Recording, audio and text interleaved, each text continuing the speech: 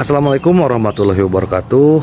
Mimin lanjutkan lagi cerita Raja Kegelapan Cipenya. Tapi seperti biasa, sebelum dilanjut, bantu tekan tombol like dan berkomentar juga Tuan Rena gas. Bab 1577. Kekosongan itu gratis. Tubuh Ling Qiangfeng meledak seperti balon dan berubah menjadi potongan-potongan yang tak terhitung jumlahnya. Hidup itu bagaikan mimpi, dan ledakan tadi bagaikan mimpi yang hancur.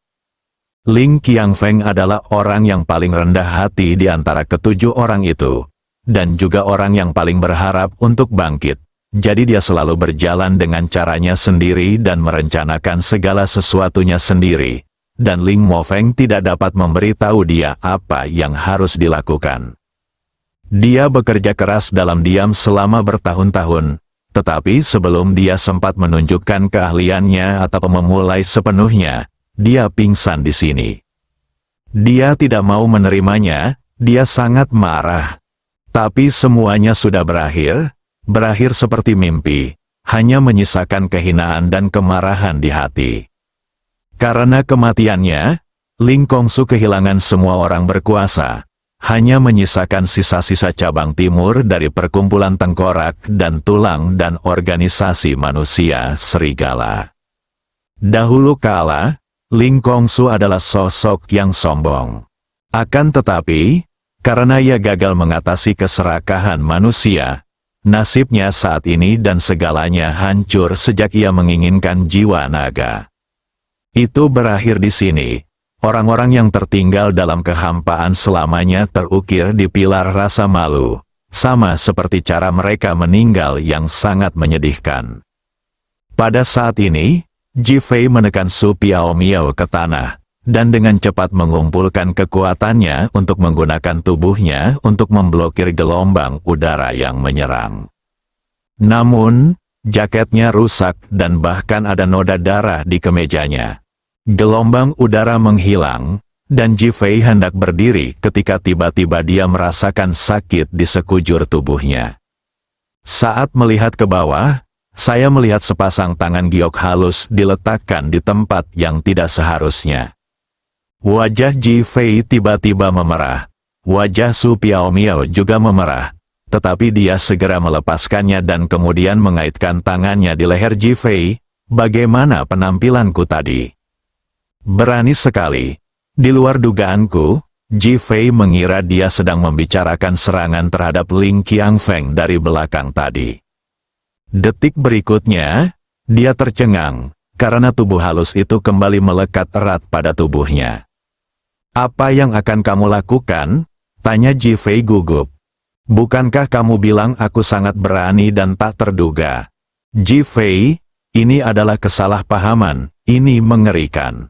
Tiba-tiba dia berdiri, dan tubuh halus itu diangkat olehnya.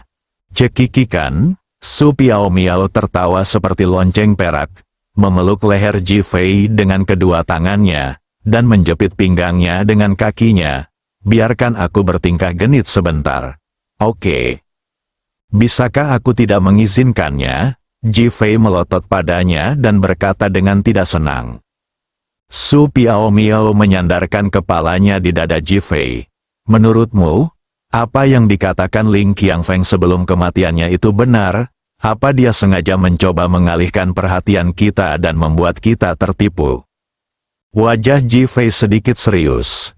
"Aku juga tidak tahu soal itu, tapi aku selalu merasa kematian Ling Qiangfeng di luar dugaanku." "Apa? Katamu dia tidak mati?" Su Piaomiao melihat sekeliling dan melihat darah dan daging di mana-mana. "Ini tidak mungkin palsu." Ji Fei menggelengkan kepalanya.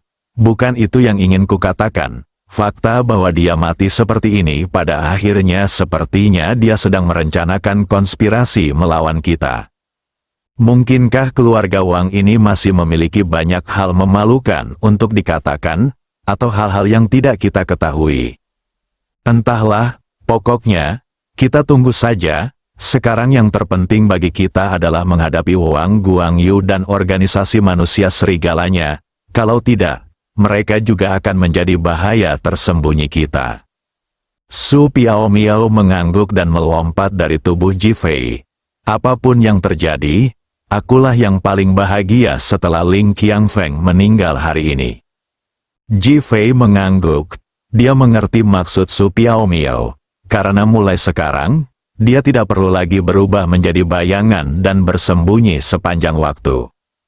Meskipun Su Piao Miao memiliki kemampuan seperti itu, sebenarnya ia melakukannya untuk melindungi dirinya sendiri. Lagi pula, Ling Kongsu sangat kuat. Jika Ji Fei memilih untuk melawan Ling Kongsu secara langsung sejak awal, dia mungkin sudah mati sekarang. Lagi pula, pihak lain tidak akan begitu ceroboh. Kalau saja Su Piao Miao terang-terangan berada di sisi Ji Fei, orang-orang Ling Kongsu pasti akan makin marah dan membencinya, serta makin ingin membunuhnya, maka dia selalu berada dalam kondisi setengah tidak terlihat. Siapa yang tidak ingin tampil di hadapan dunia? Bahkan seorang wanita yang tidak secantik Su Piao Miao ingin diperhatikan dan dilihat, apalagi wanita secantik Su Piao Miao. Pada saat ini, saya merasa benar-benar rileks, dan senyum di wajah saya menjadi lebih alami dan indah untuk pertama kalinya. Ji Fei menatap Su Piao Miao yang cantik dan tak kuasa menahan gemetar di dalam hatinya. Seharusnya ia tak membiarkan wanita seperti ini berada di dekatnya. Seorang iblis perempuan yang membawa bencana bagi negara dan rakyatnya. Apa yang sedang kamu pikirkan? Su Piao Miao bertanya sambil memeluk lengannya sambil tersenyum. Menurutku, kamu seharusnya pergi ke surga. Menjijikan, kau benar-benar mengutuk seseorang sampai mati, kata Su Piao Miao langsung dengan genit. Ji Fei segera menggelengkan kepalanya. Aku tidak mengutukmu sampai mati. Tapi menurutku kau seharusnya menjadi milik peri di surga. Pergilah ke surga, dunia itu milikmu. Mendengus, jangan coba-coba membodohiku. Aku hanya ingin berada di sisimu, membuat jantungmu berdebar, dan tidak membiarkanmu memilikinya, kata Su Piao Miao dengan bangga. Karena aku tidak menginginkannya, kalau tidak bagaimana kau bisa lepas dari genggamanku. Ji Fei menggoda sambil tersenyum. Ceka, beraninya kau. Setelah Su Piao Miao mengatakan ini, dia menegakkan tubuhnya ke arah Ji Fei, membuatnya yang sudah punya banyak modal, semakin bersemangat. Ji Fei mengangkat tangannya dan menyentuh hidungnya tanpa berkata-kata. Oke, aku mengakuinya, oke. Pengecut, tegur Su Piao Miao dengan genit. Ji Fei tetap diam. Lagi pula, dia tidak bisa menang, jadi untuk apa repot-repot? Ikut aku ke mall untuk beli baju, aku nggak akan pernah pakai baju seperti ini lagi. Agar bisa bertransformasi menjadi bayangan, ia selalu mengenakan pakaian putih wanita kuno.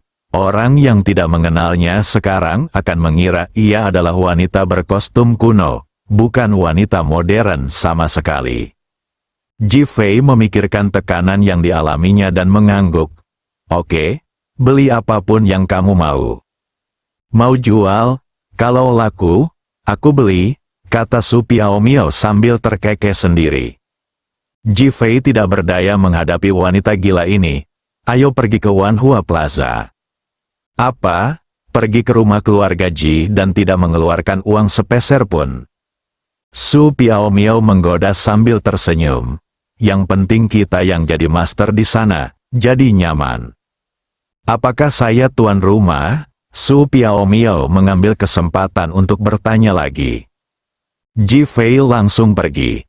Dia tidak ingin melanjutkan topik ini dengan Su Piao Miao. Pelit sekali, kata Su Piao Miao, lalu segera mengikutinya. Keduanya meninggalkan villa keluarga Wang. Seolah-olah mereka telah melupakan semua yang telah terjadi di sana. Setengah jam kemudian, kami tiba di Wanhua Plaza, sebuah pusat perbelanjaan komprehensif yang memadukan belanja, rekreasi, kuliner, dan hiburan. Wanhua Plaza juga merupakan pusat perbelanjaan terbesar di bawah naungan keluarga Ji. Ketika mereka berdua memasuki mall, mata Su Piao Miao berbinar. Dulu, ia hanya bisa melihat barang-barang indah itu, tetapi tidak bisa membelinya. Kalaupun ia membelinya, percuma saja karena ia tidak bisa memakainya. Sekarang akhirnya memungkinkan, jadi saya penuh dengan antisipasi. Gaun putihnya membuat dia menonjol dari orang banyak, dan ditambah dengan kecantikannya, reaksi pertama banyak orang adalah bahwa dia adalah peri yang turun ke bumi. Su Piaomiao baru saja hendak melangkah masuk ke toko ketika tiba-tiba seorang pria berjalan cepat. Bab 1578 berbicara dengan baik ketika Su Piaomiao melihat pria itu. Awalnya dia tidak ingin memperhatikannya, dan Ji Fei hendak membawanya pergi. Namun, saat Su Piaomiao melihat hasrat yang terungkap di balik kacamata berbingkai emas milik pria itu, ia malah terlintas pikiran jahat. Terutama ketika dia memikirkan bagaimana Ji Fei benar-benar mengabaikannya, dia memutuskan untuk membuktikan pesonanya. Ia sengaja memperlambat langkahnya. Meskipun ragu-ragu dan hanya berhenti sejenak, pria itu yakin bahwa Su Piaomiao tergerak, jadi ia mempercepat langkahnya dan menghampiri Su Piaomiao. Pria itu berhenti, mengangkat tangannya untuk membetulkan kacamata berbingkai emasnya, menatap Su Piaomiao, dan berkata dengan senyum khas seorang pria sejati, "Halo, Bu, saya Jiang Hu, produser dari Motian Films. Saya lihat Anda tidak hanya cantik, tetapi juga sangat menawan dalam balutan kostum kuno. Kami berencana untuk syuting film romansa berkostum berjudul Love Fate. Tetapi kami belum memilih pemeran utama wanita. Apakah Anda tertarik?" Tanpa menunggu jawaban Su Piaomiao, ia sudah menyatakan identitas dan tujuannya. Identitas dan godaan yang ia tawarkan bisa dibilang merupakan godaan besar bagi seorang wanita yang ingin menjadi terkenal, dan ia pasti akan langsung mengangguk setuju. Namun bagi Su Piaomiao, hal itu sama sekali tidak berarti. Namun, dia mengedipkan mata pada Jiang Hu. Jiang Hu tiba-tiba merasa seperti tersengat listrik. Mengira Su Piaomiao benar-benar tersentuh. Ia dipenuhi kegembiraan dan melanjutkan, "Wanita cantik, dengan temperamen dan penampilanmu, aku jamin film seperti Love Fate akan langsung membuatmu menjadi bintang film papan atas. Lalu, kau bisa mendapatkan apapun yang kau inginkan." Saat ini, hatinya sangat bahagia. Menurutnya, Su Piaomiao hendak meninggalkan Ji Fei dan mengungkapkan keinginannya padanya. "Kalau aku setuju, aku akan menidurkan Su Piaomiao dulu, baru tidur dengannya. Soal apakah dia bisa menjadi pemeran utama wanita, itu urusan nanti." Para direktur atau pencari bakat ini nongkrong di sini setiap hari, mencari emas dan juga ingin tidur dengan wanita cantik secara gratis. Kecantikan seperti Su Piaomiao sungguh bak dewi. Bahkan Ratu Nasional Angel saat ini pun tak ada apa-apanya dibandingkan dengannya. Oleh karena itu, tentu saja seseorang dipenuhi dengan kerinduan dan keinginan yang tak ada habisnya terhadap Su Piaomiao. Melihatnya telah membuat orang lain tergila-gila hanya dengan sekejap mata. Su Piaomiao semakin senang. Ia memeluk lengan Ji Fei dan menjabatnya. "Sayang, dia bilang aku bisa menjadi pahlawan wanita dan bintang. Setuju?" Pikiran Ji Fei dipenuhi dengan alpaka, wanita penyihir ini. Kapan dia jadi suaminya? Ini sungguh mesra. Kalau dia tidak bereaksi sekarang, bukankah dia akan ditertawakan sampai mati? Pihak lain secara terbuka mencoba meniduriku. Dia menoleh ke arah Jiang Hu. "Minggir, jangan ganggu aku lagi." Jiang Hu awalnya penuh dengan keinginan dan kegembiraan, berpikir bahwa dia dapat mencapai tujuannya, tetapi dia tidak menyangka Ji Fei akan memarahi dan mengusirnya, dan dia langsung menjadi tidak senang. "Kau suaminya, meskipun tampan, apa yang bisa kau berikan padanya? Bisakah kau memberinya panggung untuk menjadi terkenal? Bisakah kau memberinya fondasi untuk kesuksesannya?" Jiang Hu tidak punya perasaan baik terhadap Ji Fei di depannya, kecuali bahwa ia menganggapnya tampan. terutama ketika melihat noda darah di bajunya. Ia langsung membalas dengan marah. Su Piaomiao senang melihat Ji Fei membelanya. Ia memeluk lengan Ji Fei dan berkata dengan genit, "Suamiku, aku mencintaimu, tapi apa aku juga ingin terkenal?" Suara lembut itu membuat Jiang Hu berteriak dalam hatinya. Terutama ketika Su Piaomiao mengatakan bahwa ia ingin menjadi terkenal, itu memberinya harapan. Hanya mendengar Su Piaomiao mengatakan bahwa dia mencintai Ji Fei, dia merasa sangat tidak bahagia dan permusuhannya terhadap Ji Fei menjadi semakin besar. Jika kau mencintai seseorang, kau harus bisa memberikan semua yang mereka butuhkan. Apa yang bisa kau berikan kepada wanita cantik ini? Bisakah kau memberinya uang atau ketenaran? Jika tidak, kau hanya menyia-nyiakan masa mudanya. Jiang Hu berbicara dengan begitu benarnya, sehingga dia tampak sebagai pria yang dibutuhkan Su Piaomiao, pria yang dapat memberinya kebahagiaan, dan Ji Fei bukanlah siapa-siapa. Namun, sakit saraf, Ji Fei benar-benar kesal dengan sikap sok benar Jiang Hu. Ia menggumamkan sesuatu dan hendak pergi bersama Su Piaomiao. Melihat ini, Jiang Hu merasa Ji Fei kehilangan kata-kata dan takut kehilangan muka di depan Su Piaomiao. Hal ini membuatnya semakin percaya diri. Ia segera melangkah maju dan membuka tangannya untuk menghentikan Ji Fei. "Jangan ragu, aku mengatakan yang sebenarnya. Jika kau tidak percaya padaku, beritahu aku apa yang bisa kau berikan padanya." Setelah mengatakan itu, dia menatap Su Piaomiao dan melanjutkan, "Cantik, asal kau setuju, aku akan membawamu ke audisi sekarang. Setelah kau lolos, kau akan menjadi pahlawan wanita." Jiang Hu takut kehilangan wanita cantik seperti Su Piaomiao, jadi dia juga mulai membual. "Wow, sayang," katanya dia mau ikut audisi. Kalau berhasil, dia bakal jadi bintang. Lalu aku akan siaran langsung dan aku pasti akan menghasilkan banyak uang untukmu. Dengan begitu, aku bisa membiayaimu. Su Piaomiao tampak seperti pria yang terobsesi dengan uang dan tergila-gila pada wanita. Hal ini membuat Ji Fei terdiam. Rasanya sayang sekali kalau tidak menjadi aktor. Jiang Hu sangat gembira melihat ini. Di saat yang sama, ia membenci Ji Fei karena harus bergantung pada seorang wanita untuk menopangnya. Ia berpura-pura murah hati dan berkata, "Jika kamu berhasil mengikuti audisi dan menandatangani kontrak, aku bisa meminta perusahaan untuk membayar gaji 100.000 yuan terlebih dahulu." Dia sudah memikirkannya. Ketika saatnya tiba, dia akan membawanya ke hotel dengan dalih memberinya uang, lalu langsung membunuhnya. Dia akan mengambil foto dan video, lalu menunjukkannya untuk melihat apakah Su Piaomiao akan menyerah. Kalau soal uang, Anda tidak perlu mengeluarkannya. Sungguh indah membayangkan jika dia bisa tidur dengan wanita seperti ini. Itu akan sepadan meskipun dia mati kelelahan. Su Piaomiao melihat mata Ji Fei berputar-putar dan tahu bahwa sesuatu yang buruk akan terjadi, namun, ia juga iblis perempuan yang membawa bencana bagi negara dan rakyat. Ia sengaja memeluk lengan Ji Fei dan mengguncangnya. "Suamiku, tolong bicara cepat. Kau setuju atau tidak?" Ji Fei benar-benar terkejut dengan kemampuan akting Su Piaomiao. Lain kali ia bertemu Angel dan Hu Sueyao, ia harus membandingkan ketiga wanita itu untuk melihat siapa yang memiliki kemampuan akting lebih baik.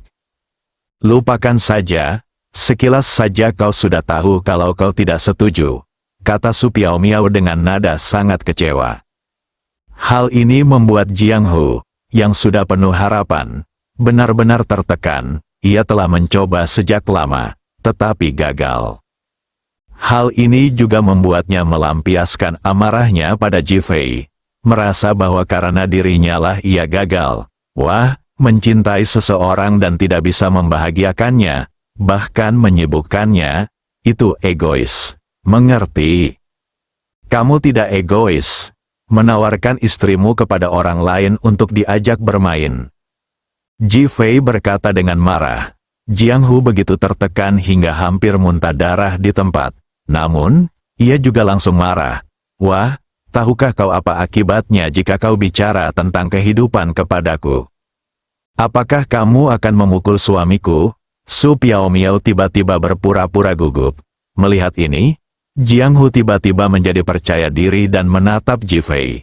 Karena kamu tidak bisa berbicara dengan baik, maka aku akan mengajarimu cara berbicara yang baik dan benar. Setelah berkata demikian, dia mengeluarkan telepon genggamnya dan menelepon. Bersambung.